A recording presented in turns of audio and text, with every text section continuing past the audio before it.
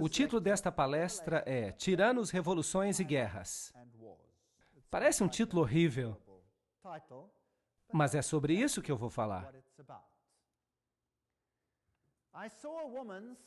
E vi uma mulher sentada sobre uma besta escarlate, cheias de nomes de blasfêmia. Apocalipse 17:3. Aqui temos uma igreja que controla a besta escarlate. Apocalipse 13:4 fala, e eles adoraram o dragão, sem saber, é claro, que deu o seu poder à besta, e adoraram a besta, que foi definida como aquele poder que governou durante 1260 anos. No entanto, recebeu a ferida mortal, mas há de governar de novo no final dos tempos. E nós já identificamos como o catolicismo. E eles adoraram a besta dizendo, quem é semelhante à besta? Quem é capaz de fazer guerra contra ela? Aqui estão eles, prostrados diante desta besta estranha. Os reis do mundo, os figurões deste planeta. Eles prestam culto a ela, eles a adoram através da sua obediência, e lhes concedendo autoridade estatal para lidar com qualquer questão. Aqui está uma citação interessante do livro Papado, Puseísmo e Jesuitismo. Qual é o objetivo dos jesuítas? De acordo com eles, eles somente buscam a glória de Deus. Mas se você examinar os fatos, perceberá que eles buscam simplesmente o domínio mundial. Vejam que Roma perdeu o domínio universal durante a Reforma Protestante. Isso se tornou um grande problema. Um grande problema. E eles se tornaram indispensáveis para o Papa, que sem eles não poderia sequer existir, porque o catolicismo se identifica com eles. Eles se tornaram indispensáveis aos governadores, e são eles que decidem acerca das revoluções. E dessa forma, sob um nome ou outro, são eles que governam o mundo. Vejam que o papado se coroou governante de todo o mundo. O Papa se tornou o governante do mundo. Este é o Sacro Império Romano, que se espalhou por todo o planeta. Se nós olharmos os séculos de revolução, começando em 1750 até 1850, vamos ver a Revolução Americana em 1776, e podemos perguntar aos presidentes que viviam então quem era o responsável por essas revoluções. Então, a Revolução Francesa, em 1789, a Revolução Espanhola, em 1823, a Revolução Polonesa, em 1831, as revoluções alemã e italiana, em 1848, em 1917 tivemos a Revolução Russa. E a partir dessa época nós passamos a ter guerras, como a Guerra de 1914 a 1918. Essa guerra fez com que a Revolução Russa se tornasse possível. E a Segunda Guerra Mundial de 1939 a 1945. Houve muitos conflitos neste planeta. Quanto sangue foi derramado neste planeta como consequência dessas revoluções? Por quê? Porque um poder quis assumir controle absoluto. E a Bíblia fala que foi o diabo que lhe concedeu esse poder, de modo que todos se sujeitassem a esse poder, e a nenhum outro. Vamos dar uma olhada nessa breve cronologia aqui. 1717, esse é um período em que houve muitas conflagrações neste planeta. A grande loja maçônica da Inglaterra foi fundada. A Inglaterra era um espinho na carne porque ela era uma nação protestante. Então, os maçons se estabeleceram ali para se infiltrar na Inglaterra. Em 1721, a primeira loja maçônica foi fundada na França. Em 1731, Benjamin Franklin foi iniciado como maçom. Em 1738, a Igreja Católica Romana condena a maçonaria. Agora, isto foi uma jogada brilhante. É isso que se chama pensamento dialético. Você cria uma organização, você se volta contra ela, os seus membros internos pertencem à organização, mas as pessoas que estão de fora, elas percebem que você se distanciou da organização e por isso nada que ela faz é culpa sua. Percebe a inteligência nisso? Mas vejam que todas as lojas maçônicas continuaram no Vaticano e todos os cardeais continuaram seus membros. deveria ser um exército protestante, sob o controle da ordem jesuíta, e nós apresentamos uma palestra inteira sobre isso. Aquela palestra sobre quem está por trás das sociedades secretas, e ela está disponível. Em 1758, Sir Francis Dashwood funda o Clube do Fogo do Inferno, e Benjamin Franklin visita a Inglaterra para discutir o futuro das colônias americanas com Dashwood. 1768 é a fundação do rito da observância estrita, ou seja, grau 33º, pelo barão von Hund, com base na tradição templária. Este é um ponto interessante. Então, Frederico da Prússia, ou Frederico o Grande, eu não sei por que eles o consideram grande, mas de todo jeito foi ele que fundou a Ordem dos Arquitetos da África. E é ele que usa o título Illuminati para descrever as suas lojas neomaçônicas. Então, esta é uma história breve, para que nós continuemos. 1770, Benjamin Franklin foi eleito grão-mestre da Loja das Nove Irmãs em Paris. Em 1771, a maçonaria do Grande Oriente foi fundada na França. Em 1776, a Ordem dos Perfectibilistas, ou Illuminati, foi fundada. É assim que eles se chamam, perfeitos. Então, a Revolução Americana começa. Então, por volta de 1776, tudo já estava preparado. Em 1778, Pedro I fundou o Círculo Secreto. Em 1785, o Congresso Grão-Maçônico supostamente planejou a Revolução Francesa. Os Illuminatis foram banidos na Bavária e se tornaram subversivos ali. Em 1789, houve a Revolução Francesa. Em 1784, houve a conspiração dos iluministas para derrubar os monarcas Habsburgs. Eles pertenciam ao Sacro Império Romano. Eles atacaram os monarcas porque a monarquia sempre se opôs ao governo jesuíta. Eles baniam os jesuítas, mas ninguém podia banir o poder da Igreja Católica Romana. Em 1816, John Adams escreveu ao presidente Jefferson: será que nós não deveríamos ter aqui um enxame regular dessas pessoas, disfarçados de forma tão perfeita como somente o rei dos ciganos conseguiria? Disfarçados de pintores, editores, escritores e diretores de escola? Se já houve um corpo de homens que merecesse a condenação eterna na terra e no inferno, é esta sociedade de Loyola. Eles não mediam palavras naquela época, uau! Bem, eles estão falando dos novos jesuítas e eu tenho uma citação para tudo do que eu falo. Muitos escritores nos advertiram dessa grande conspiração dos jesuítas, como, por exemplo, Samuel Morse, o inventor do Código Morse. Ele tentava mostrar que uma conspiração contra as liberdades da República estava agora em plena ação, sob a direção do intrépido príncipe Metternich da Áustria, que sabia que era impossível obliterar esse exemplo encrenqueiro de grande e livre nação pela força das armas. Então tentou realizar o seu objetivo pela agência de um exército de jesuítas. A quantidade de fatos e argumentos que vão provar a existência dessa conspiração vai deixar perplexo qualquer homem que abrir o livro com a mesma incredulidade que nós tivemos. Vejam então que essas eram as pessoas que os presidentes criam que estavam por trás de todas essas conspirações. O próprio presidente Abraham Lincoln disse: os protestantes, tanto do norte quanto do sul, certamente se uniriam para exterminar os sacerdotes e os jesuítas. Se eles soubessem que os sacerdotes, as freiras e os monges que diariamente chegam até as nossas praias com o pretexto de pregar a sua religião, nada mais são do que emissários do Papa e de Napoleão III. Ele também era um maçom. E de outros déspotas da Europa, para prejudicar as nossas instituições, alienar o coração do nosso povo, da nossa Constituição, das nossas leis e destruir as nossas escolas e preparar um reino de anarquia. Aqui, da mesma forma como fizeram na Irlanda, no México, na Espanha, e onde quer que haja pessoas que queiram ser livres. Essa é uma declaração e tanto. 50 anos na Igreja de Roma, escrito pelo padre Charles Schinneke. Ele era católico e se tornou protestante. Ele diz que esta guerra não seria possível sem a sinistra influência dos jesuítas. E nós devemos ao Papa o fato de que nós agora vemos a nossa terra vermelha com o sangue dos nossos filhos mais nobres. Abraham Lincoln, 1865, 16º presidente dos Estados Unidos. Esta é uma carta particular de Lincoln, que foi queimada por seu filho Robert, mas foi recuperada por Charles Schinneke. Ele era o confidente pessoal do presidente.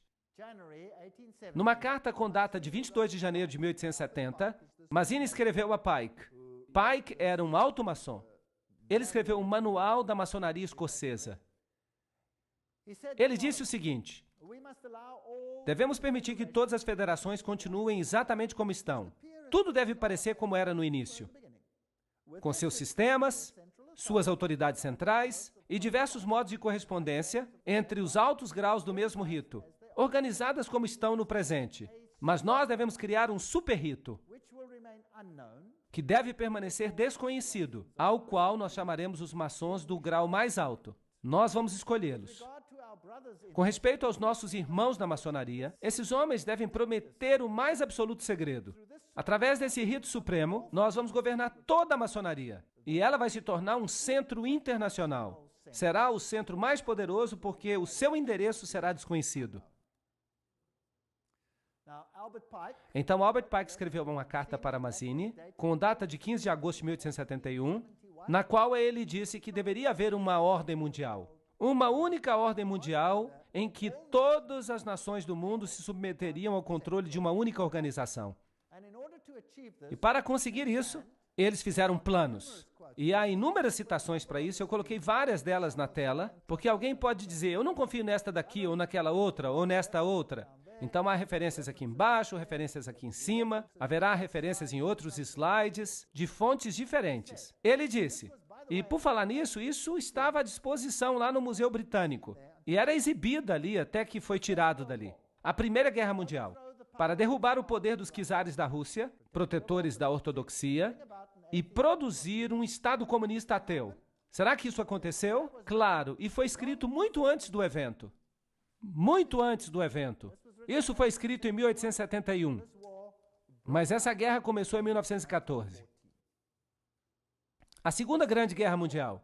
Isso também foi escrito muito antes do evento. Fazer guerra entre a Grã-Bretanha e a Alemanha para fortalecer o comunismo como antítese da cultura judeu-cristã e produzir um Estado sionista em Israel. Será que eles conseguiram alcançar esse objetivo? Sim. De fato, depois dessa guerra, Israel assumiu a forma presente, sob a proteção da Inglaterra. E então, interessante, uma terceira guerra mundial, uma guerra no Oriente Médio envolvendo o judaísmo e o Islã, e escalando para dimensões internacionais. Isso é fascinante. Você acha que esta é uma das cartas? O que você acha? Sim, parece que nós estamos na trilha certa. Então veja aqui uma outra citação, se alguém não quiser acreditar na primeira citação.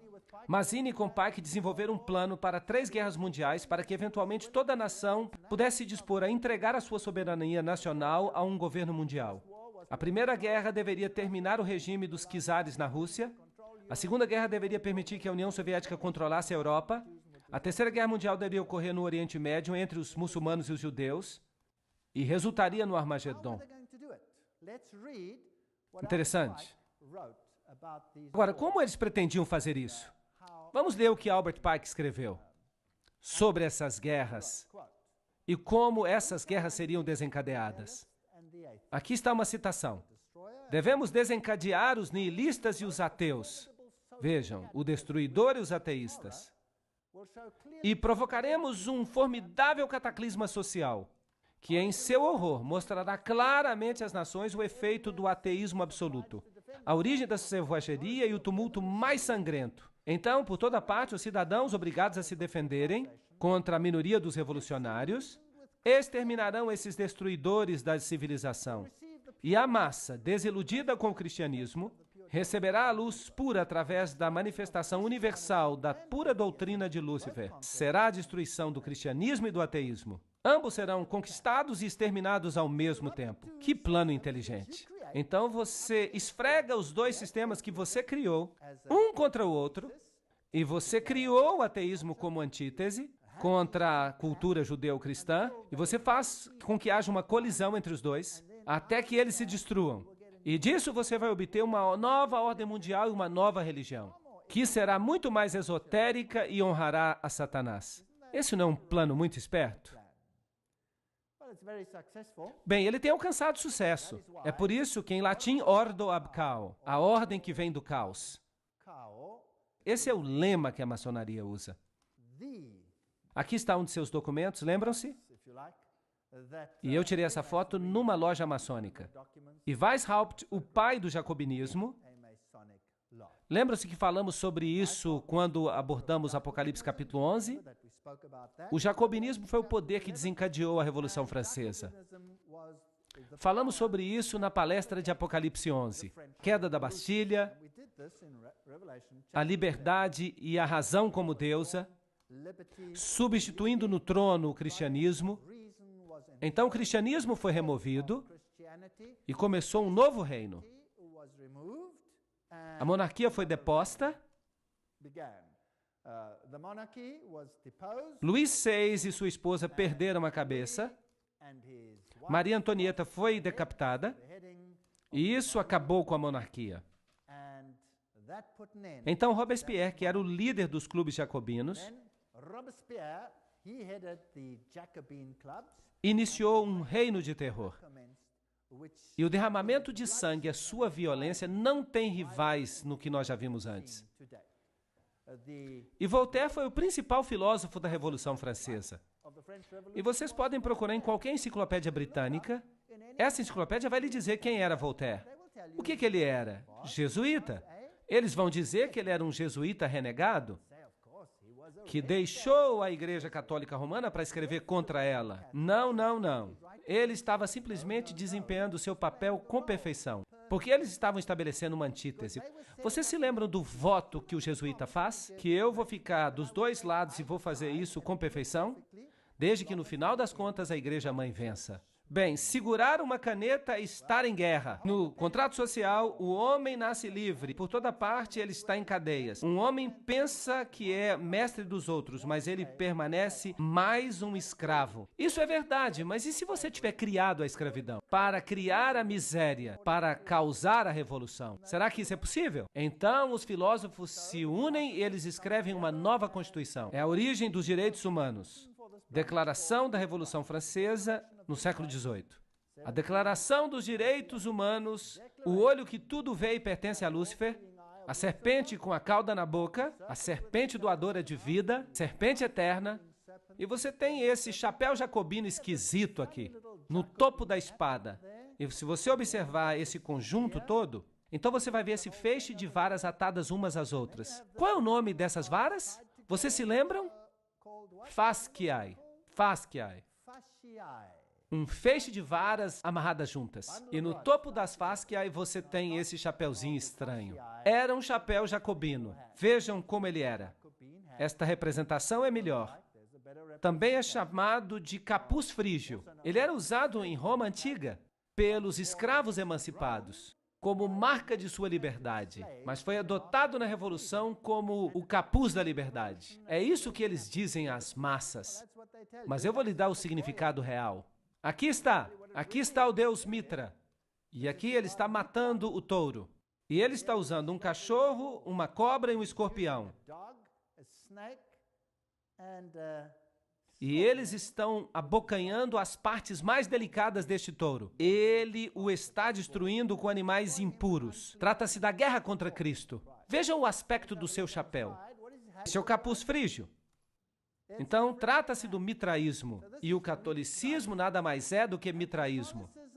O mitraísmo era a religião da Pérsia, era a religião de Roma e é a religião da Igreja Católica Romana. Há 7 graus no mitraísmo. E o grau mais elevado se chama padre. E então você tem uma congregação. Quem na Igreja Católica tem uma congregação e é chamado de padre? O sacerdote. Certo? E ele poderia ser um membro de vários grupos. E também os padres católicos. Eles podem ser o que quer que seja, jesuítas, franciscanos, dominicanos, podem ser membros de qualquer outra ordem. Ciro Grande foi o primeiro a elaborar uma carta com os direitos humanos. A ferida mortal, como nós descrevemos, só para refrescar a sua memória, em 21 de fevereiro de 1798, Papa Pio VI é destronado por Napoleão. O anel foi tirado do dedo e ele morreu no exílio. Agora pensem nisso. Se Napoleão era um maçom, então ele estava sob o controle de quem? Da ordem jesuíta. Quem enviou Napoleão a Roma para prender o Papa? A ordem dos jesuítas. Por quê? Eu pensei muito sobre isso. Dentro da Igreja Católica Romana, há inúmeras ordens. E nem sempre há uma harmonia perfeita entre elas. De fato, a ordem dos jesuítas gradualmente assumiu o controle das outras ordens. Os cavaleiros de Malta não cederam facilmente. Foi difícil submeter-se aos jesuítas. E os dominicanos, eles batiam cabeça contra os jesuítas. De fato, o Papa tirou a Inquisição dos jesuítas e a entregou aos dominicanos. E isso criou enorme tensão. E na Revolução Francesa foi a ordem dominicana que foi destruída, não os jesuítas. Eles continuavam no controle da situação.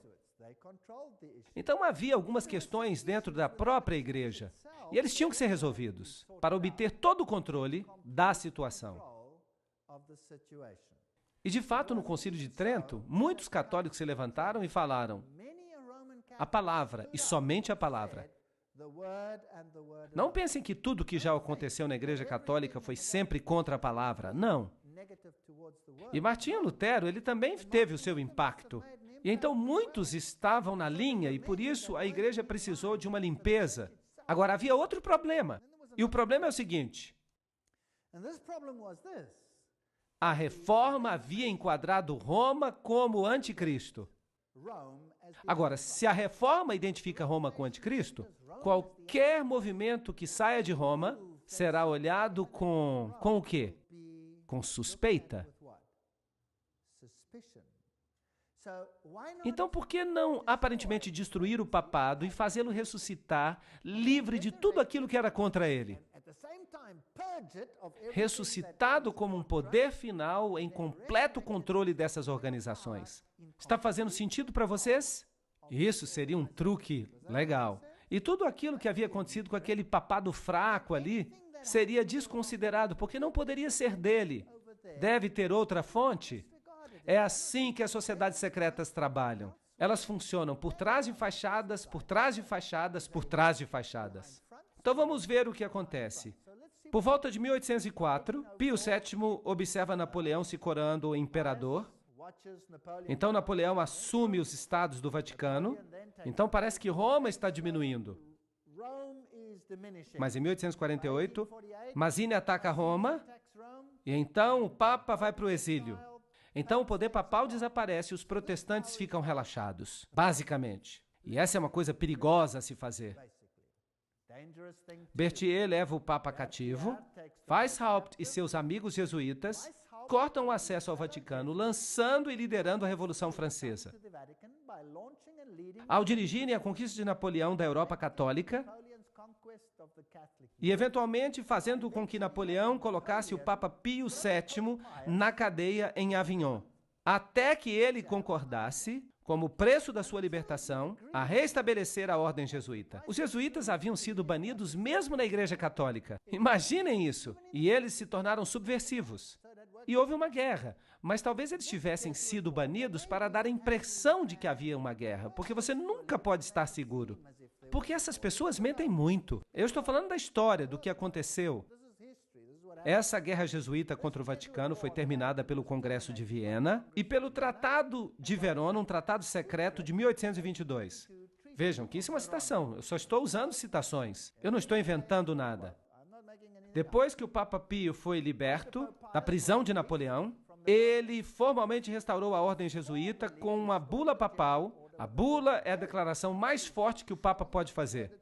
Em 1814, e o Papa acrescentou, nessa bula, se qualquer pessoa tentar de novo abolir a Sociedade de Jesus, ele incorrerá na indignação do Deus Altíssimo e dos santos apóstolos Pedro e Paulo. Talvez isso tenha sido uma artimanha, um jogo, talvez tenha sido real. Não importa, nós nunca vamos saber a verdade, até que a cortina seja removida um dia. Mas, supostamente, liberdade religiosa.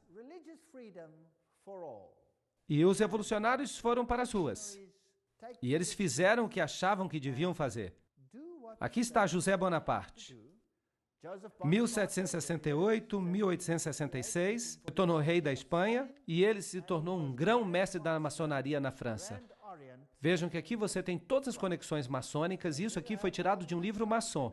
São todas fontes maçônicas. E Napoleão era ele mesmo um alto maçom. Estava agora travando guerra em toda a Europa, estava exterminando as monarquias, e então ele entrou em guerra contra a Inglaterra. Agora, quem é que estava no controle da Inglaterra nesse momento? Os maçons. Então nós tivemos a Batalha de Waterloo. E aqui estão os generais. Os generais que lutaram dos dois lados. Michel Ney e von Kraut. Estes estavam do lado de Napoleão. Este era um alto maçom, este era um alto maçom e Napoleão era maçom.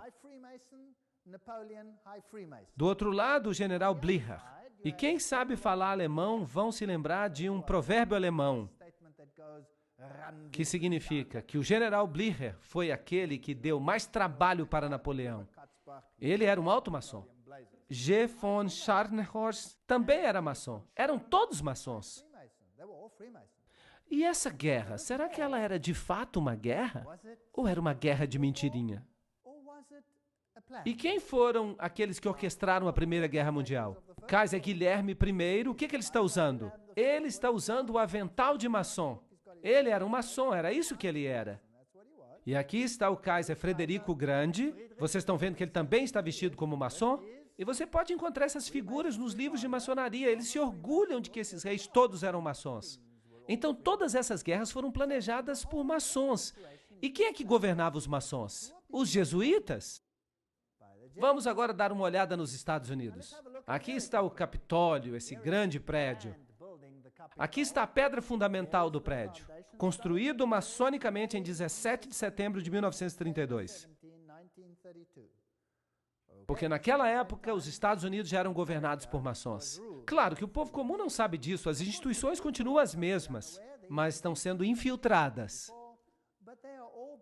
Se você observar a arquitetura, a águia, o simbolismo, o que você tem aqui é a adoração ao sol. Este é o mapa da cidade de Washington.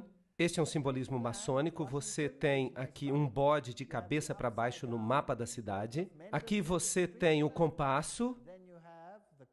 E tudo funciona em blocos de 13. Por exemplo, o templo maçônico fica na rua 13. Todo o mapa da cidade de Washington é organizado de forma maçônica, dedicado a Lúcifer. Claro que os habitantes não sabem disso. A Casa Branca é construída com esta tremenda estela por perto, a altura da qual é 555 pés, não 666, porque este número pertence a uma hierarquia superior em Roma, mas temos 555. Não é interessante que Hollywood também usa o número 555? Vocês já notaram que quando eles estão mostrando um programa de televisão, o número telefônico disponível é sempre 555, blá, blá, blá, blá e outra coisa? O número é o número de Hollywood. O nome Hollywood significa a madeira que é usada para fazer o bastão de uma bruxa. É um número dedicado a Lúcifer, um número de bruxaria. Mas isso não nos interessa agora. Aqui está a estela. Quem construiu os alicerces da cidade? Foram os maçons, então vamos ver o significado disso. Aqui está a enciclopédia da maçonaria. Esta vai ser a nossa fonte agora. Os obeliscos foram originalmente construídos em honra ao Deus Sol. Essa conexão vem da adoração egípcia ao Falos. Bem, aqui é o membro masculino. E ele está na Casa Branca. Bem, nós não temos que continuar por muito tempo, porque ele é dedicado a Ísis, a Osíris. Bem, aqui está a estrutura. Agora, a estrutura militar é um pentágono, que é o centro mais alto do pentagrama, no qual 13 bruxas ficariam, de modo que elas consigam propagar uma maldição. Então, esta também é uma estrutura com tons de bruxaria. Bem, é apenas um edifício, mas tem algumas conotações. Bem, também a França, que tem uma nova filosofia, uma ordem para o novo mundo, e ela enviou aos Estados Unidos um presente, a Estátua da Liberdade. Então vamos perguntar à Unesco o que ela significa. A Unesco diz, os 7 raios de sol que emanam do halo de Mitra, aqui está o deus Mitra, simbolizam o seu triunfo sobre as forças das trevas. Agora, vocês precisam entender. Lúcifer diz que Miguel e seus anjos representam as forças das trevas e que Jeová é o diabo. Isso não é terrível? Lembram-se disso? E aqui está a Unesco nos dizendo que a cabeça da Estátua da Liberdade é adornada com 7 raios de mitra. Aqui está a tocha de Lúcifer. Porque não interessa se Lúcifer é homem ou mulher, porque Lúcifer é androgênico. Aqui está a pedra fundamental, neste lugar, em 5 de agosto de 1884. A pedra fundamental do pedestal da Estátua da Liberdade, clareando o mundo, isto é, iluminação, foi lançada com uma cerimônia por William Brodie, grão-mestre dos maçons. E aqui está o símbolo maçônico. Então, a Estátua da Liberdade é maçônica. E tudo vai parecer maçônico à medida que nós continuarmos. Texe Marrs escreve que, pairando sobre as águas brilhantes mas poluídas, ela segura em seu braço estendido e na sua mão uma tocha de fogo e luz. Um presente da ordem maçônica, os herdeiros modernos da herança Illuminati. A Estátua da Liberdade foi esculpida por Frédéric Bartholdi, membro da loja maçônica de Alsácia-Lorraine, em Paris, França. A estátua é significativa para as sociedades secretas que estão planejando a nova ordem mundial. E continua. Por volta de 1854, Pio proclamou a concepção imaculada da Virgem Maria. Maria sempre esteve no catolicismo romano. Mas agora Maria está sendo colocada no centro e está sendo legitimada como a Mãe de Deus e como uma entidade celestial. Em 1869, Pio reúne o primeiro Concílio Vaticano em Roma e em 1870 o dogma da infalibilidade papal é publicado. Agora temos um outro Deus na Terra. Esse é o triunfo do ultramontanismo. Os jesuítas passam a garantir que todo o poder se concentra nas mãos de um homem. O que acontece então? Em 1917, a Revolução Russa. E você tem então uma mensagem de Fátima. Há uma ligação com o Islã aqui. Na próxima palestra vamos falar exatamente disso. A Rússia se converterá. O Santo Padre consagrará a Rússia a mim. Então houve uma visão do inferno. E então há uma visão de que o presente Papa sofrerá um ataque na tentativa de assassiná-lo. E aquilo aconteceu. Bem, não é difícil, você planejou tudo desde o início, dizer o que vai acontecer. Percebem? Não é muito difícil. Vamos então ver agora os paralelos entre a Revolução Francesa dos Jesuítas e a russa. Eles funcionam assim. As duas revoluções se basearam nos escritos comunistas dos maçons, Voltaire e Marx. Os jesuítas aperfeiçoaram o comunismo em seus sítios no Paraguai. Eles testaram no Paraguai se funcionaria ou não. Eles o aperfeiçoaram lá.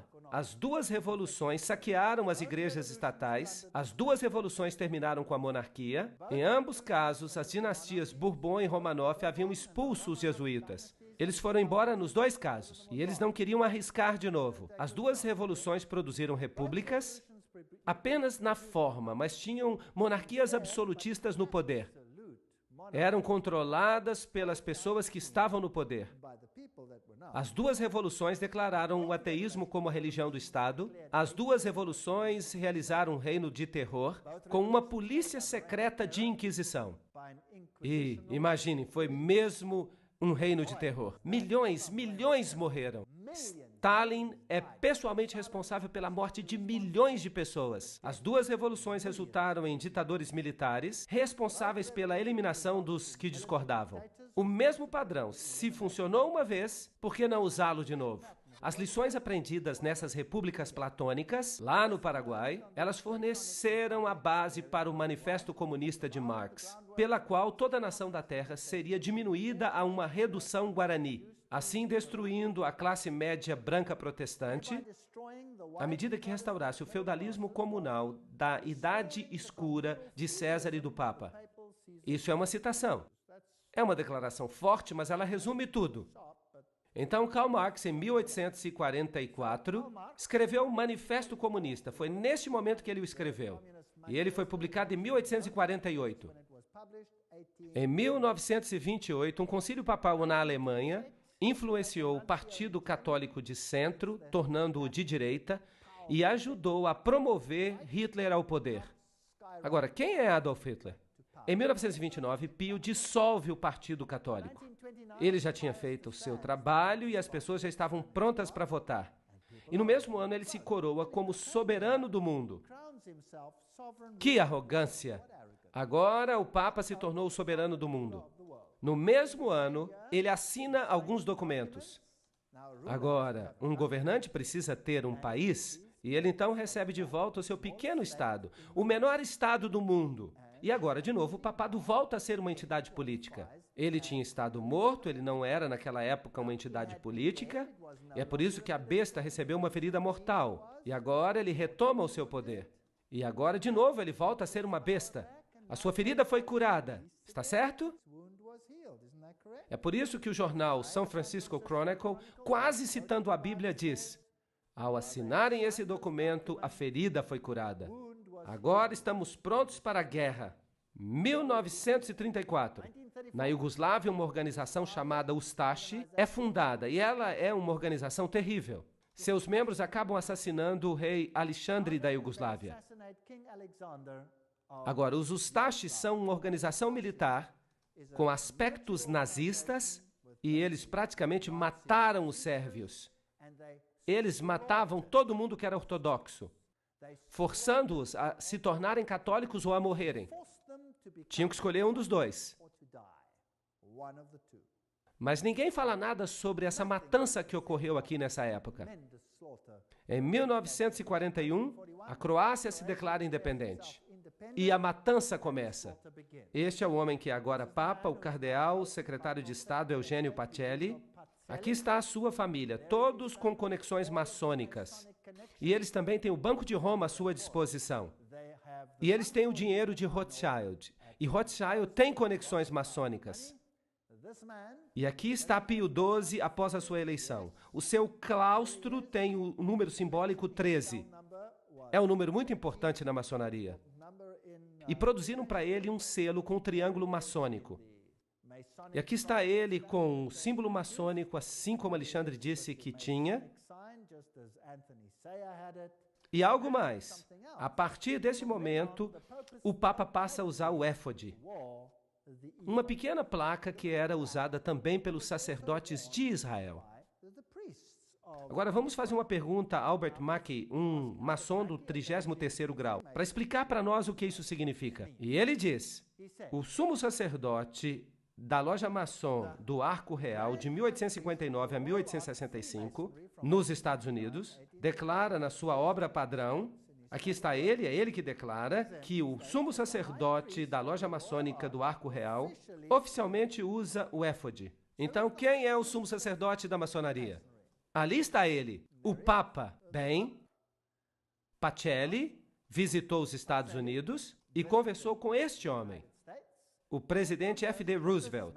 Notem que esta aqui é a foto de uma loja maçônica que talvez nunca devesse ter sido mostrada ao mundo, e talvez eles estejam zangados porque ela se tornou conhecida.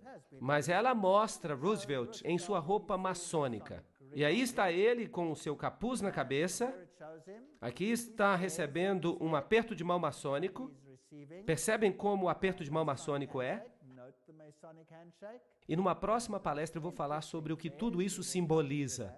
Por que eles estão usando esses capuz?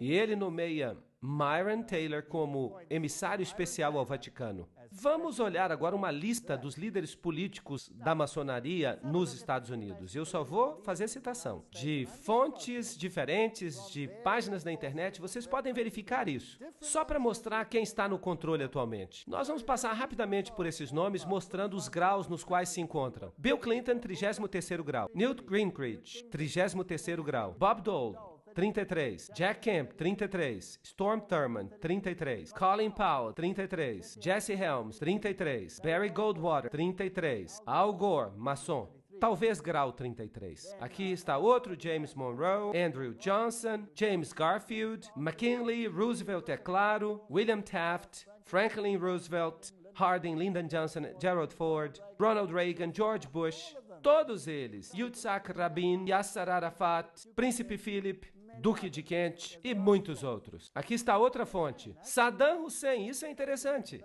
Vamos ter que falar dele, ele também era grau 33 na maçonaria. Tony Blair, grau 33. Gerhard Schröder, primeiro-ministro da Alemanha, grau 33. Benjamin Netanyahu, grau 33. Yasser Arafat, grau 33. Ronald Reagan, Gorbachev, Helmut Kohl, Shimon Peres. Helmut Kohl também faz parte do Comitê dos 300. François Mitterrand, grau 33. Ele era da Loja Maçônica Grande Oriente. Yitzhak Rabin, Willy Brandt, todos esses aqui eram maçons. Aqui há mais. Joseph Stalin, ele era um dos Illuminati, que fazia parte da Loja do Grande Oriente. Leon Trotsky, também da Loja do Grande Oriente. Henry Kissinger, membro do Comitê dos 300. J. Edgar Hoover, grau 33. Cecil Rhodes, Aleister Crowley. Walt Disney era um maçom do grau 33. Olaf Palme, Al Gore, Tony Blair. Joseph Mengele, isso é interessante. Ele era o assassino em massa dos nazistas. Ele era um dos Illuminati. Robert McNamara. Estão todos aqui, até Billy Graham. Vamos continuar. John Glenn, Buzz Aldrin. Todo mundo que já fez uma viagem até o espaço precisa ser maçom, dos graus mais elevados. Edgar Mitchell. Vamos continuar. Francis Bacon, Lord David Owen, todos os grandes negociadores. Richard Holbrooke. Eu só estou passando por alguns. Alan Greenspan, Peter Wallenberg, a rainha Elizabeth, que é a rainha dos Bilderbergers. O príncipe Felipe, a rainha Beatriz, ela pertence ao Comitê dos 300. O príncipe Bernardo da Holanda, também do Comitê dos 300. E nós podemos continuar lendo. Ted Kennedy, Rockefeller, o barão Guy de Rothschild. Hillary Clinton, que é uma dama da Sexta Ordem, ela é uma maçom muito elevada. Albert Pike, é claro, vocês também conhecem. Bertrand Russell, Otto de Habsburg, todos estes são maçons. Aqui está Edgar Hoover, o presidente Dwight D. Eisenhower. Aqui está ele honrando com uma grande cruz de grau 33, numa cerimônia especial da Casa Branca, e eles não têm vergonha de nada disso. Praticamente todos os presidentes dos Estados Unidos estão na galeria presidencial da loja. Eu mesmo tirei esta foto. Eu entrei na loja maçônica, eu entrei na sessão dos presidentes e eu tirei cada uma dessas fotos. E então saí. Eu não fiz isso. De qualquer forma, eles estão todos ali. São todos maçons. Se você olhar o dólar americano, coisas muito interessantes aconteceram na época de Roosevelt. Há este símbolo no dólar, há aquele outro símbolo no dólar. Nós não temos tempo para explicar tudo. Aqui está a frase, em Deus confiamos, o número 1. Se você observar este símbolo aqui, está escrito, assim começa a nova ordem dos séculos. Agora, se você intercalar o hexagrama, então você vai ter ASNOM, que é um anagrama da palavra maçom. Se você olhar do outro lado, você vai perceber alguns objetos e então se aponta para...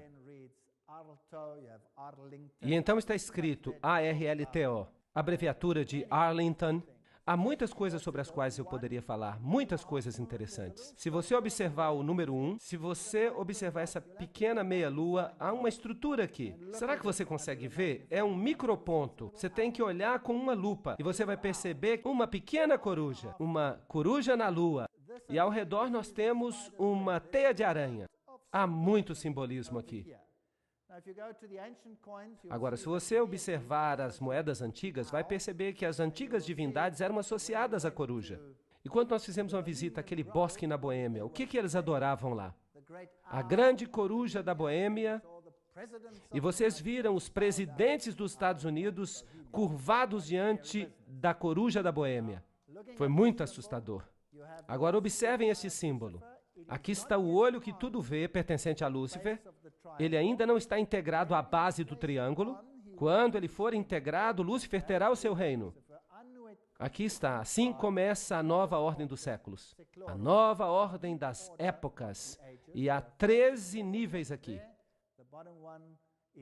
Na base encontra-se a data da independência dos Estados Unidos, que é também a mesma data da fundação dos Illuminati. Você tem a teia de aranha, símbolo da nova era. Você tem aqui uma faixa, um laço, que pertence a Lúcifer.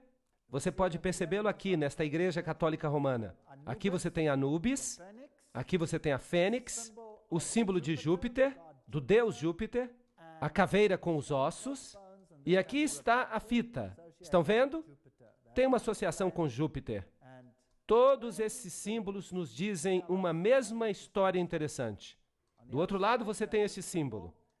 Há 9 penas, há 13 flechas, há 13 folhas, há 13 pentagramas.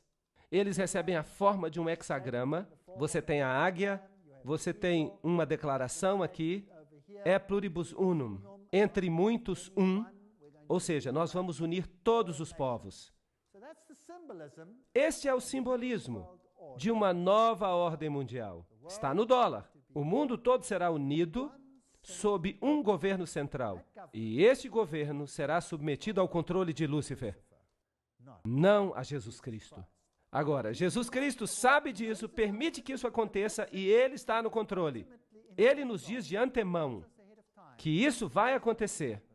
E então, no final da história, será Jesus que vai governar este planeta.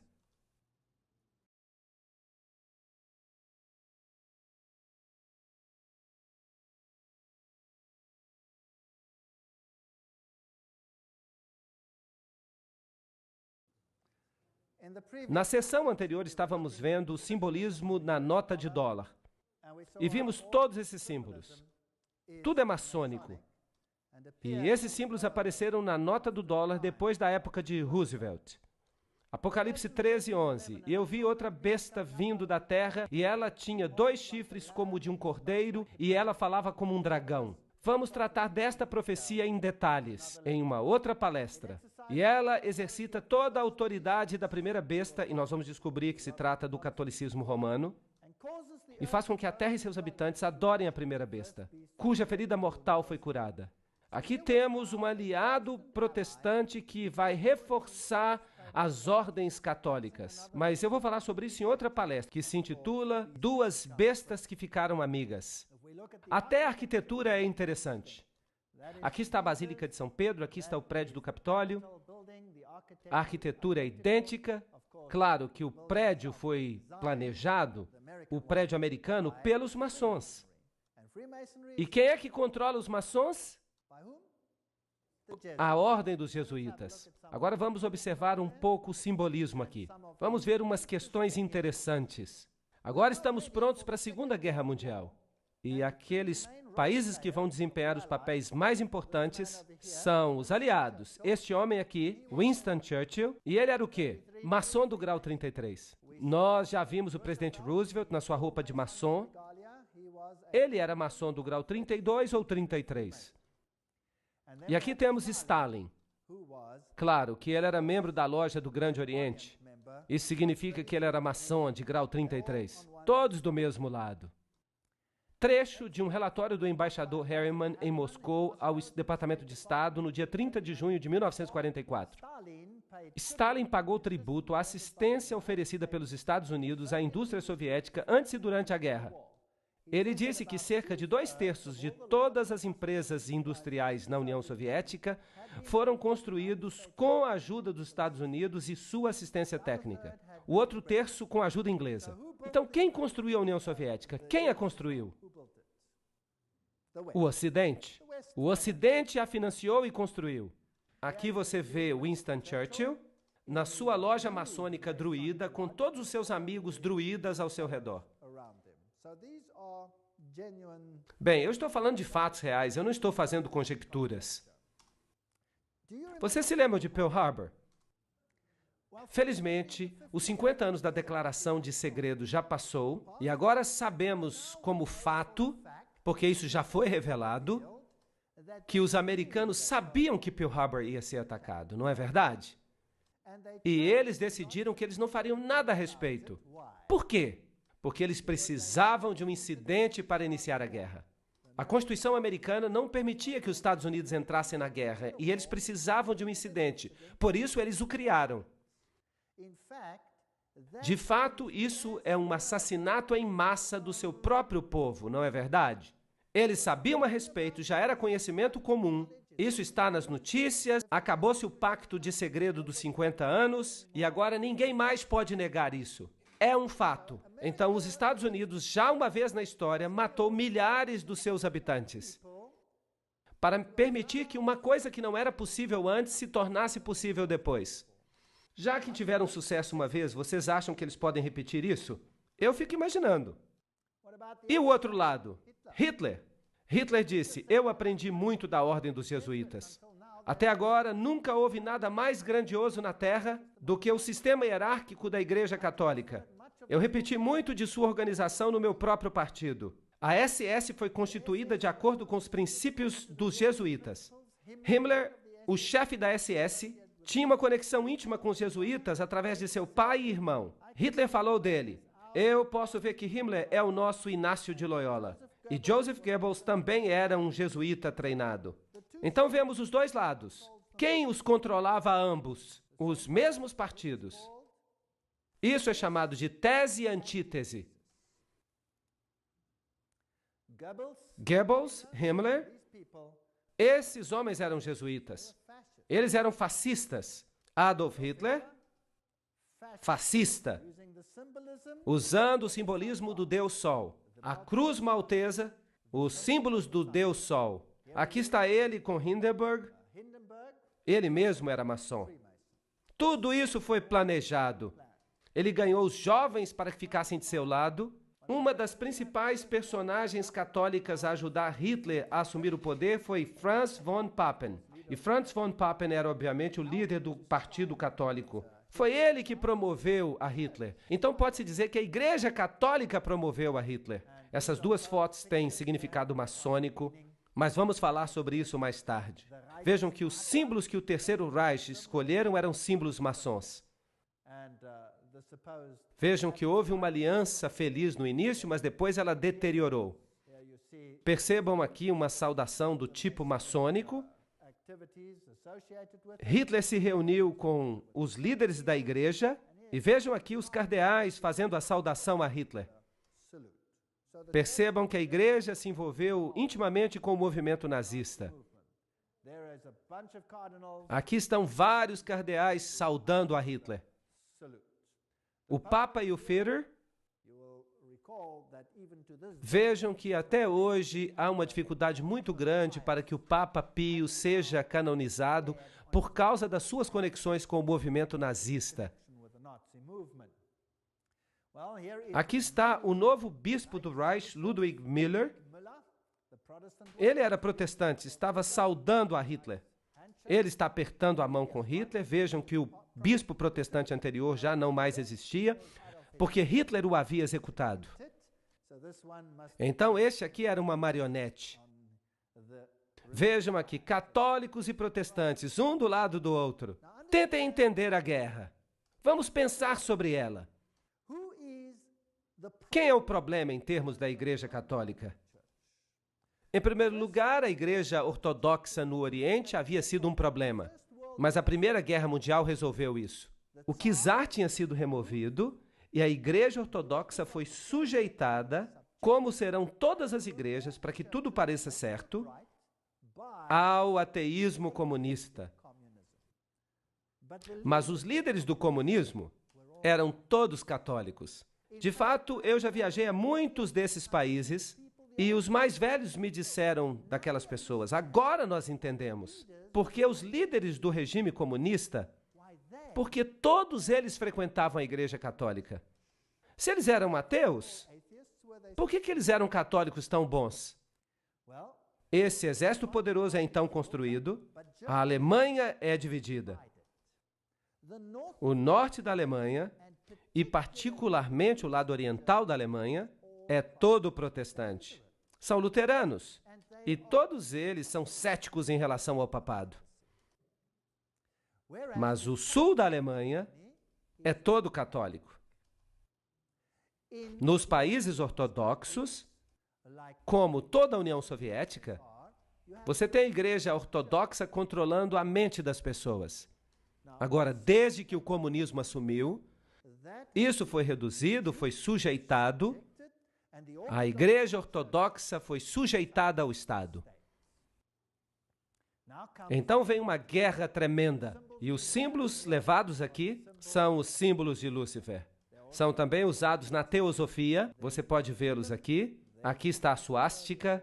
Aqui está a serpente que vê tudo. E o próprio Adolf Hitler era um tremendo ocultista. É claro que, como iniciado jesuíta, é isso que ele tinha que ser. Mas a roupagem externa de religião que ele tinha era o catolicismo. Você encontra a mesma suástica aos pés de Buda.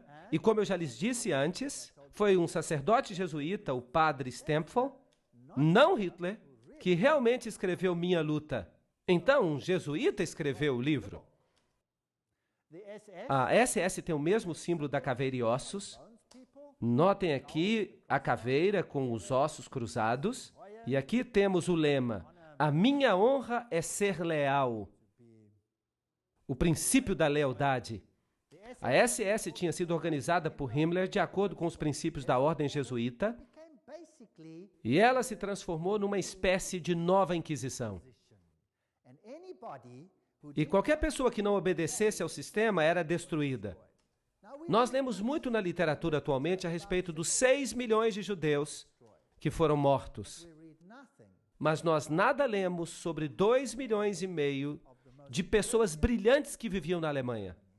Todos os professores, todos os intelectuais e os alemães mais educados foram mortos por Adolf Hitler.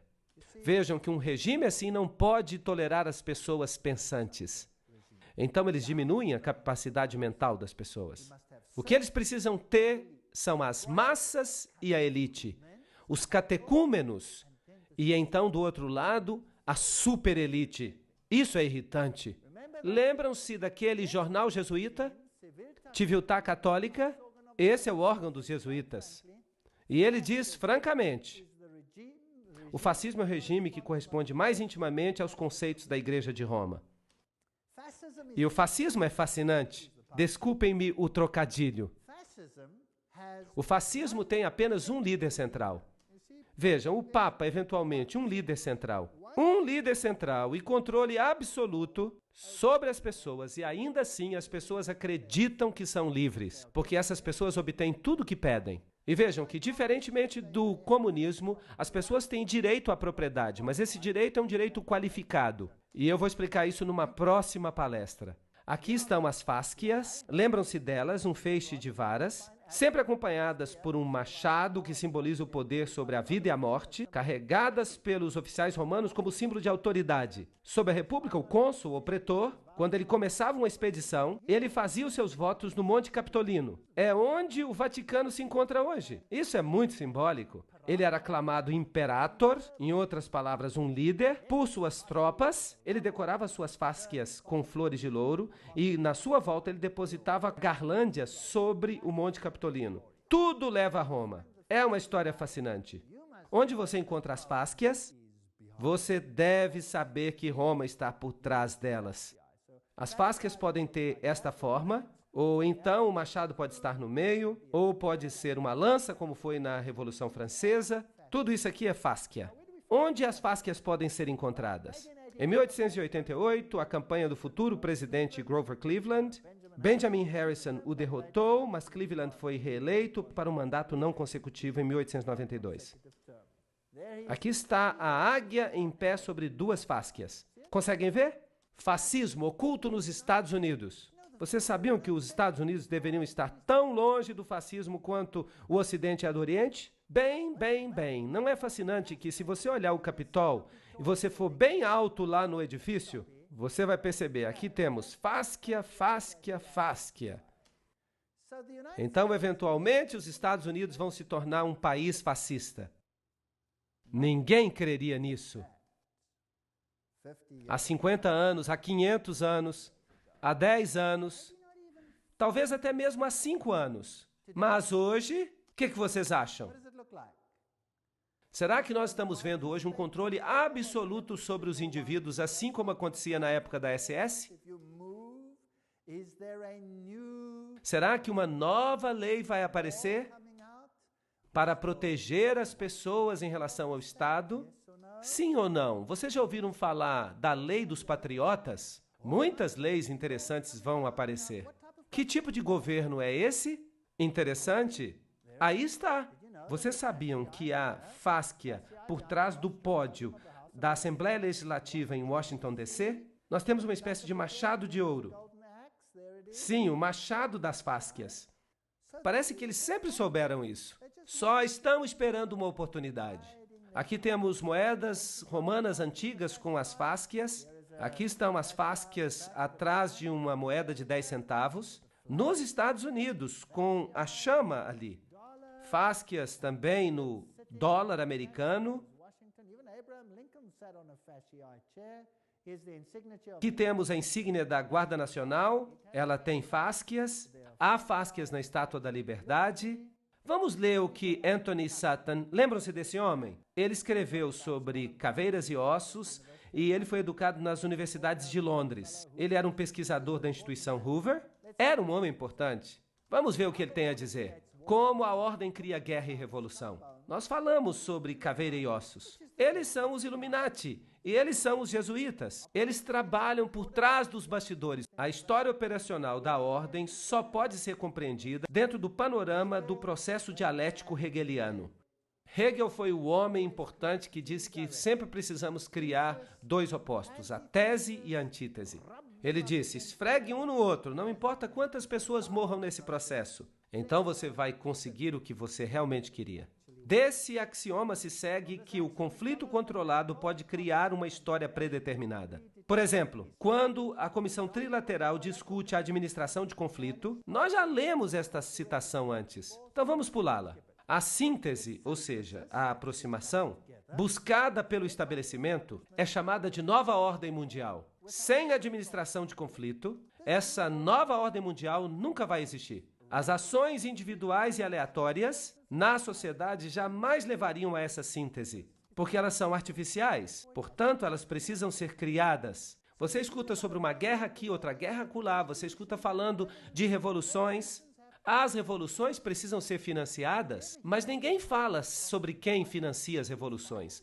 Quem é que financia as revoluções? Quem as administra? Então você tem os nazistas contra a União Soviética, você tem a Coreia do Norte, o Vietnã do Norte, um monte de gente contra os Estados Unidos, e esses conflitos, eles produziram lucros e empurraram o mundo cada vez mais perto para um único governo mundial. E não é lógico que seja isso que Satanás queira. Ele quer um governo único mundial. Na filosofia de Hegel, o conflito da direita política e a esquerda política, ou tese e antítese nas expressões de Hegel, é essencial para avançar o movimento da história e produzir a própria mudança histórica. Vocês já notaram que todas as nações do mundo têm um partido de direita e um partido de esquerda? Já ouviram falar disso? E no seu país também há, senão não haveria razão para nós votarmos. Há sempre dois. Agora vamos dar uma olhada como isso funciona. O presidente Woodrow Wilson fez esta declaração. É um presidente falando. Alguns dos homens mais importantes dos Estados Unidos, nas áreas do comércio e da manufatura, eles sabem que há um poder tão organizado, tão sutil, tão completo, tão onipresente que seria melhor eles não falarem sobre ele em voz alta, quando eles tentam condená-lo. Ahá! Aqui está o poder que controla todas as coisas. Karl Marx, no Capital, ele propõe que o capitalismo seja a tese e o comunismo seja a antítese. Por isso, há jesuítas que defendem o capitalismo e há jesuítas que defendem o comunismo. O conflito de opostos deve, no sistema hegeliano, produzir uma sociedade que não seja nem capitalista nem comunista. Isso é síntese. Além do mais, no esquema hegeliano de eventos, esta nova síntese refletirá o conceito do Estado como Deus.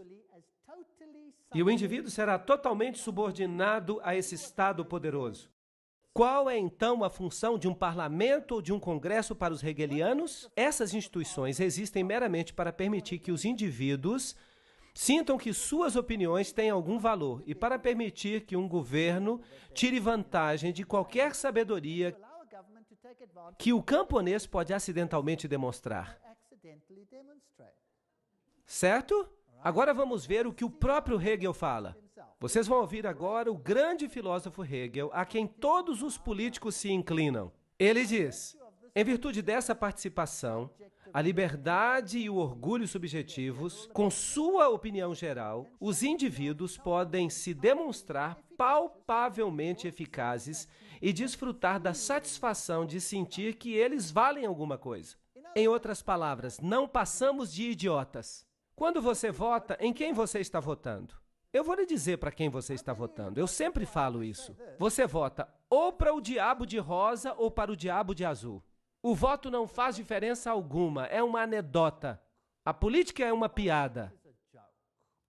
A guerra, o conflito organizado das nações para os hegelianos, é apenas o resultado visível do conflito entre ideias. Na opinião de John Dewey, o mais querido hegeliano do sistema educacional moderno, diz: a guerra é o mais eficiente pregador da vaidade de todos os interesses meramente finitos. Ela coloca um fim àquele egoísmo peculiar ao indivíduo, pelo qual ele alega que a sua vida e a sua propriedade pertencem a ele ou à sua família. Entenderam isso?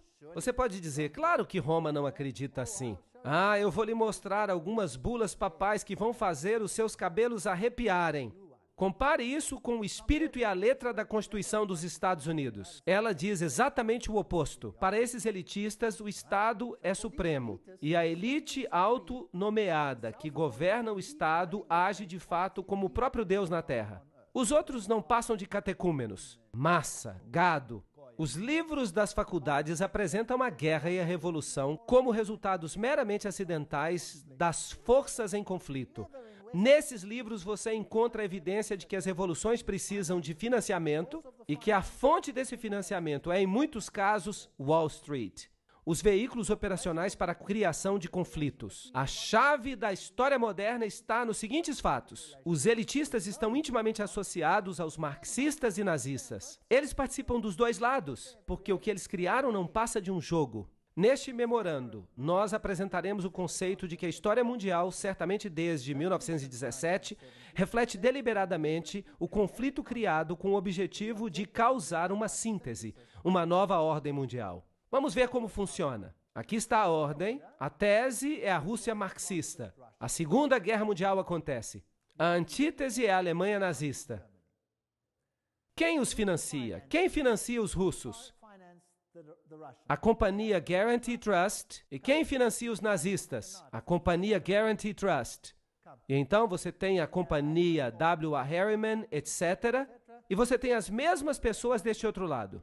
As mesmas pessoas financiam os dois lados. E então você tem a Revolução Bolchevique em 1917. E então em 1933 Hitler sobe ao poder. Há um conflito entre os dois, há muito lucro. E então, o resultado depois da Segunda Guerra Mundial, as Nações Unidas são criadas como primeiro passo para a nova ordem mundial. O financiamento é para os dois lados.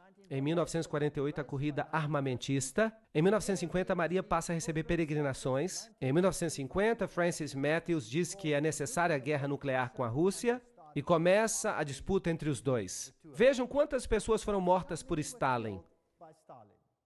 Entre as 1.766.188 vítimas até o início de 1922, cifras obtidas dos documentos soviéticos, cerca de 5.000 eram sacerdotes, professores, freiras, etc., da Igreja grega.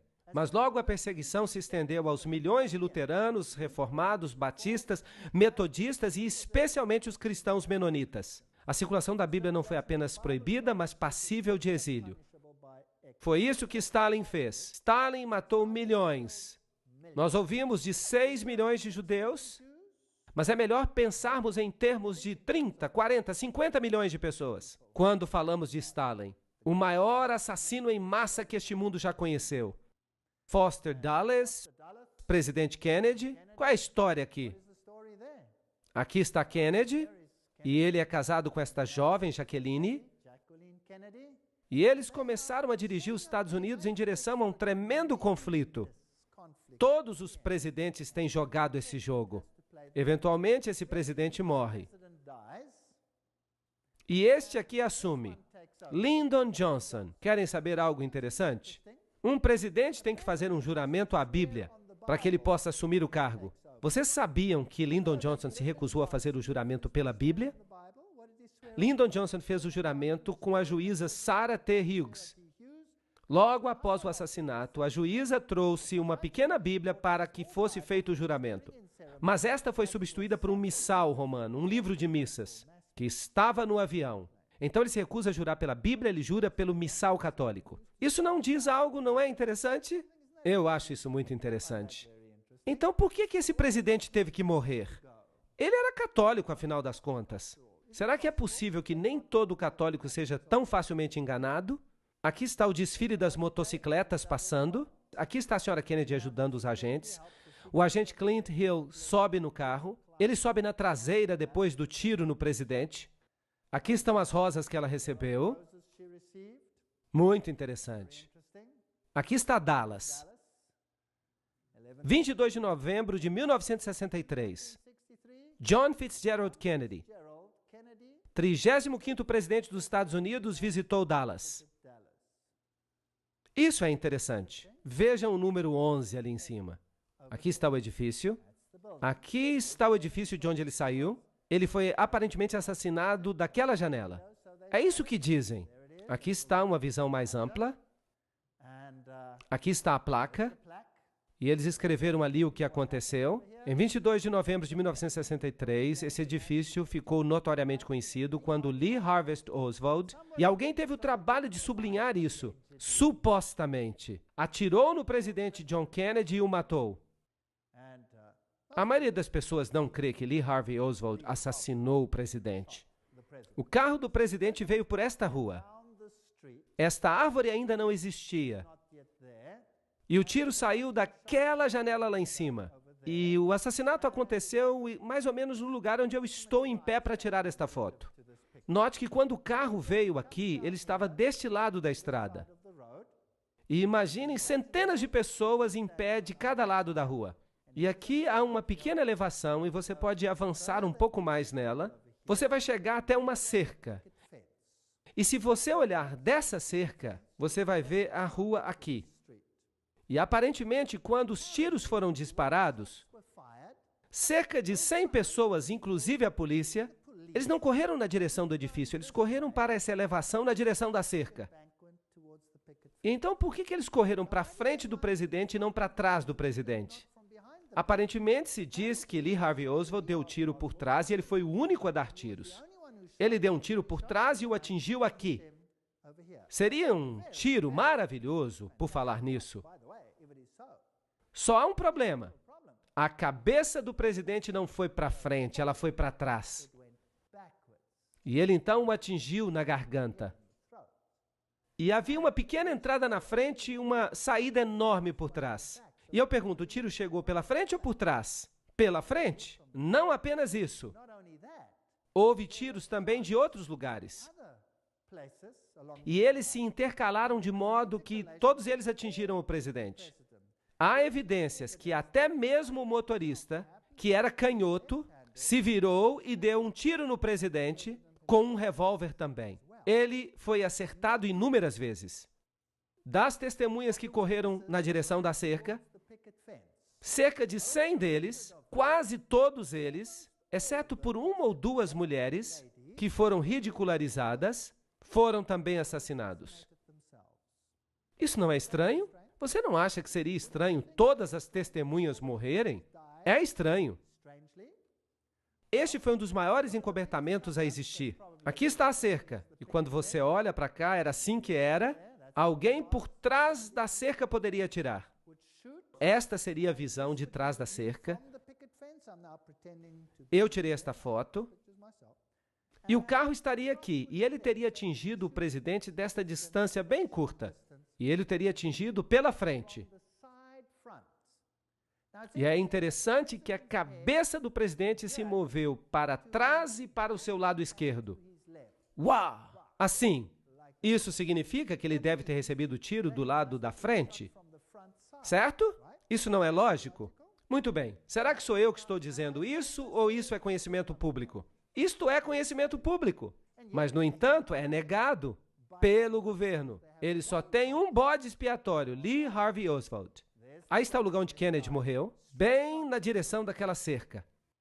Vamos olhar então como morreu JF Kennedy. Vamos ver como a televisão mostrou essa questão. E você então vai ter a sua própria opinião. Vamos ligar o som. Dallas, Texas, 22 de novembro de 1963. Presidente John F. Kennedy assassinado. 37 anos depois, o povo americano ainda não sabe a verdade. Vamos voltar àquele dia de Dallas. O dia foi 22 de novembro, o horário logo antes do almoço. O primeiro disparo foi ouvido quando as motocicletas se aproximavam da praça. Aqui as motocicletas violaram as regras do próprio serviço secreto.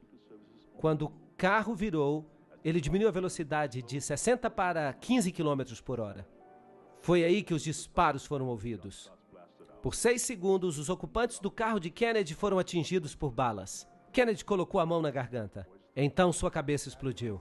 Por causa da grande força, ela se moveu para trás e para a esquerda. Só aí o carro do presidente acelerou.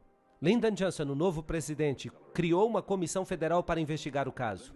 A comissão Warren nos deu a versão oficial. Lee Harvey Oswald tinha agido sozinho. Mas se todos os tiros vieram de trás, por que então a cabeça do presidente se moveu para trás?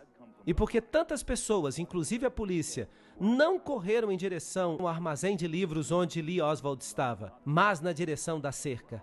Se a comissão de Warren estava certa, por que tantas testemunhas disseram ter visto algo completamente diferente? Do relatório oficial, cerca de 177 pessoas morreram simplesmente porque sabiam demais. No momento em que Kennedy foi morto, criou-se um grande encobertamento.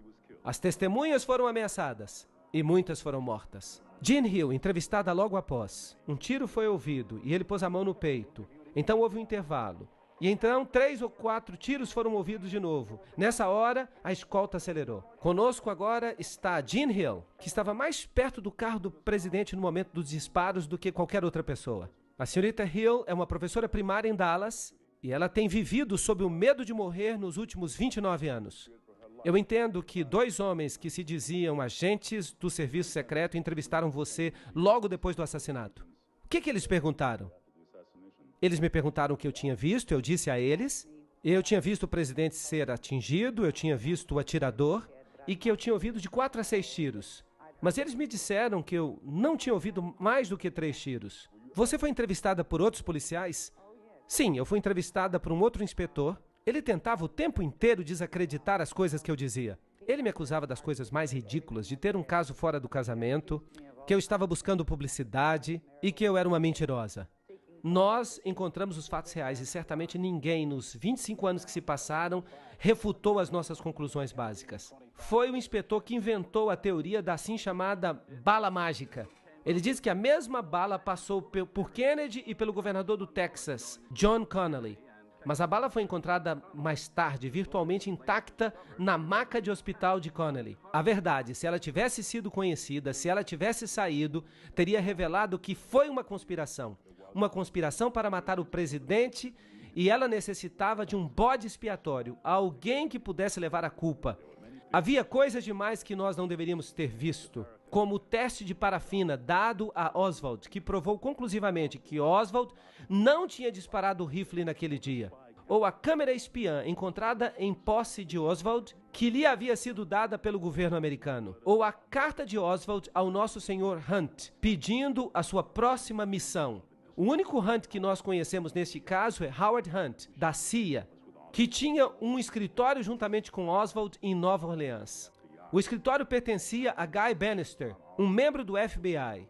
Não apenas o endereço dele estava nos panfletos favoráveis a Castro de Oswald, mas a conta que Oswald usava para imprimir os panfletos pertencia à CIA. Howard Hunt com a CIA, Guy Bannister com o FBI e Lee Harvey Oswald, todos no mesmo escritório. Aqui está uma teoria de como o presidente Kennedy foi morto. A escolta de Kennedy deveria virar 2 vezes, levando diretamente a uma triangulação. O primeiro tiro partiu da cerca, atingiu a Kennedy na garganta. O segundo tiro veio do edifício Daltex, perto do armazém de livros. Ele entrou nas costas de Kennedy. O terceiro tiro veio do canto sudoeste do depósito de livros, no 7º andar. O quarto tiro veio do Daltex. Ele errou por pouco, atingiu o meio-fio, ferindo um transeunte.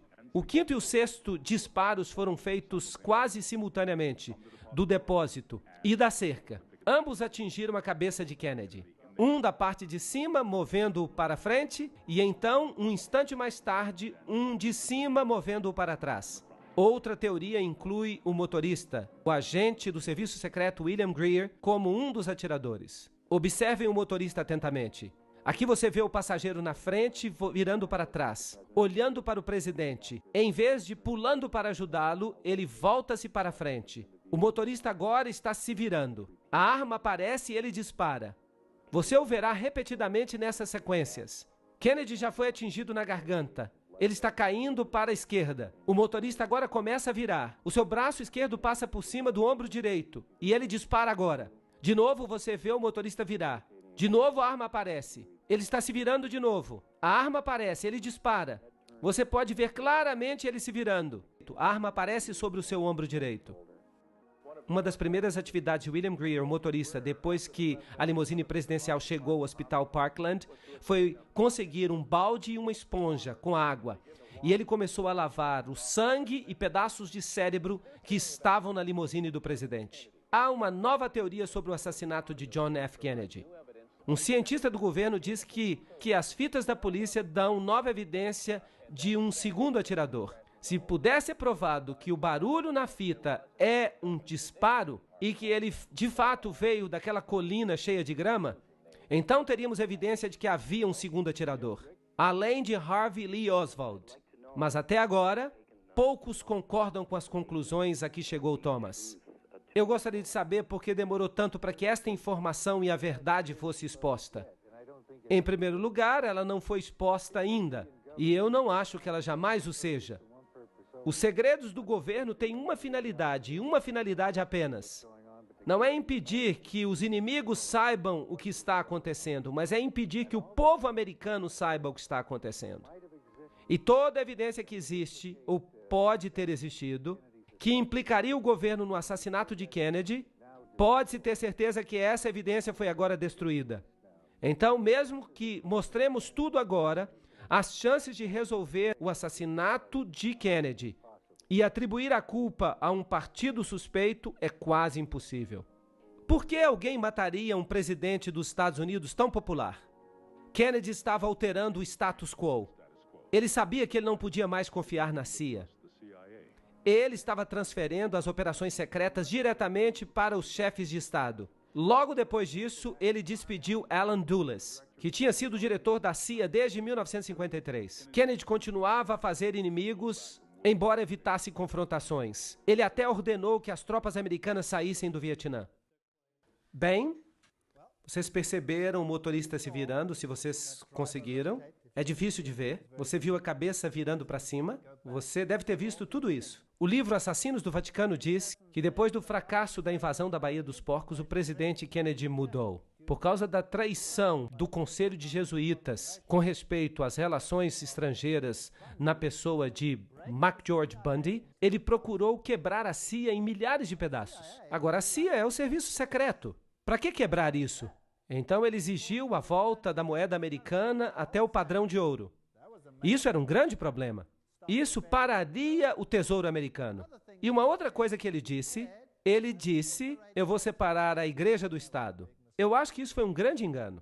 Um engano aos olhos dos jesuítas. Lembrem-se que Loyola disse, finalmente vamos ganhar uma engenhosa ascendência sobre princesas, nobres e os magistrados de todos os lugares, para que eles estejam dispostos a nosso comando de sacrificarem até mesmo suas relações mais íntimas, seus amigos mais próximos, quando dissermos que é para o nosso interesse e vantagem.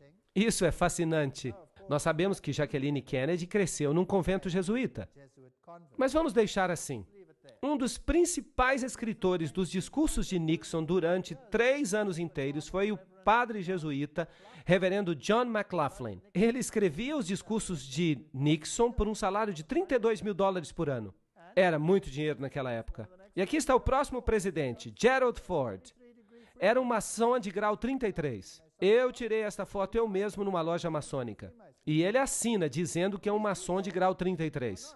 Essa gente não é quem ela diz que é. Quando nós olhamos para ele, e nós olhamos esses apertos de mão e a aliança santa entre o papado e os Estados Unidos da América, e por falar nisto, esta foto é muito importante. E Reagan nomeou este homem para ser um representante no Vaticano. Em 1987, o Papa João Paulo II visita os Estados Unidos e o presidente Reagan se encontra com ele e diz, quando falardes, ouviremos. Não há nenhuma separação entre igreja e Estado aqui, pois de todo o nosso coração nós desejamos tornar esta terra melhor ainda. E o Papa respondeu, Eu venho como amigo, amigo da América e de todos os americanos. Católicos, ortodoxos, judeus, todos os homens de boa fé. Isso é interessante. Vejam aqui os dois juntos. De novo, esta é uma foto maçônica, mas não vamos falar em detalhes. Esta também é outra foto maçônica, mas não vamos entrar nos detalhes. Como é que eles planejavam as viagens deles? Vamos perguntar a eles. Aqui está Ronald Reagan, planejando a sua visita ao presidente da Rússia. Gorbachev propôs uma reunião em Reykjavik, na Islândia. Washington concordou. Os astrólogos escolheram a data e o tempo da partida e às 9h45 de 9 de outubro, Reagan viajou para Reykjavik. Uau! Ele está agora agindo como Nabucodonosor. Vamos chamar os astrólogos para que eles nos digam quando esta reunião deve ocorrer. Vocês sabem? O 11 é uma data muito importante. Os presidentes morrem nela, os edifícios caem nela. O meu Papa é João Paulo II. Confirmo para vós, como o Papa do meu segredo, o Papa sobre quem eu falo às crianças durante as aparições, o Papa do meu amor e da minha tristeza. É isso que Maria aparentemente disse às crianças, lá em Fátima. Este é o Papa do meu segredo. Significa que Maria havia predito que haveria uma tentativa de assassiná-lo. E os canais modernos, através do Padre Golbi, dizem que este é o Papa da promessa. Bem, Malachi Martin, no livro As Chaves deste Sangue, obra aprovada pelo Vaticano, escreve claramente a nova agenda, a agenda do céu, o grande plano de Deus para a nova ordem mundial já começou. E o Papa João Paulo entrará agora na arena, no final do jogo do milênio, como muito mais do que um mero gigante geopolítico da sua época. Ele era e continua sendo o confiante e sereno servo do grande plano. Eles estão usando linguagem maçônica. Ele vai ser o poderoso chefão, o líder. Todo esse derramamento de sangue, todas essas guerras, na Alemanha o que aconteceu? O que a guerra fez à Alemanha? A Segunda Guerra Mundial. O norte da Alemanha ficou devastado. Foi uma bola de fogo. E isso era ilegal em todas as convenções. Eles jogaram bombas de fogo no norte da Alemanha. Hamburgo foi destruída por uma bomba de fogo. Agora, as bombas de fogo não destroem apenas alvos militares. O que elas destroem? Elas queimam as pessoas vivas. Elas foram jogadas para destruir as pessoas. E então, na Alemanha Oriental, todo o conclave protestante foi separado e entregue à Rússia Soviética por 2 gerações. E foram obrigados a seguir o ateísmo. Hoje não há mais protestantes lá.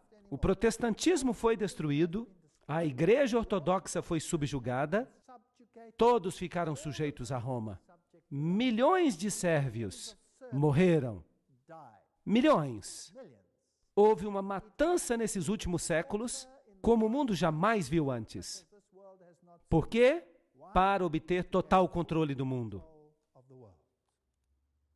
Vejam o que Gerard Newkirk diz. Nas últimas 2 décadas, especialmente durante a administração de Reagan e os últimos 2 anos com George W., os Estados Unidos estão se parecendo menos com uma democracia e mais como uma criatura fascista altamente evoluída. Isso não é interessante? Eu não estou dizendo nada, eu só estou lendo. Esvaziados das idiosincrasias e dos defeitos de seus progenitores, os que praticavam isso. Esta forma de fascismo tem uma máquina de propaganda que é indubitavelmente a mais eficiente que o mundo já viu. Nós estamos num período de tempo interessante. E aqui nós vemos o George com o Papa, e aqui vemos o primeiro-ministro da Inglaterra com o Papa. Todos esses milhares de pontos de luz, eles são maçons do grau 33. Eles são membros das Caveiras e Ossos. São Illuminati. É um maçom de grau 33, com o Papa. Vamos ver agora esta fotografia. Aqui está o presidente George W. Bush, com o Papa, debaixo da fotografia de Inácio Loyola. Quem vai ser o grande líder espiritual da nova ordem mundial? Preste atenção nesta foto. O Papa sentado no altar de Corazim. Isso ocorreu quando ele visitou Jerusalém, Israel, recentemente. No fundo, nós vemos Cristo com um livro aberto onde está escrito: amai os vossos inimigos, virei em breve. O que mais você vê? No trono, uma cruz de cabeça para baixo. Ali está o Papa de novo com uma cruz de cabeça para baixo. Símbolo da vitória de Lúcifer sobre Cristo. A situação é uma situação triste. Nós olhamos os ensinamentos do iluminismo, nós observamos os ensinamentos da ordem maçônica, das sociedades secretas, e nós vimos que Lúcifer é o Deus deles. São eles que dizem isso. E então, o que devemos fazer? Sair dela, povo meu, para que não participeis de seus pecados.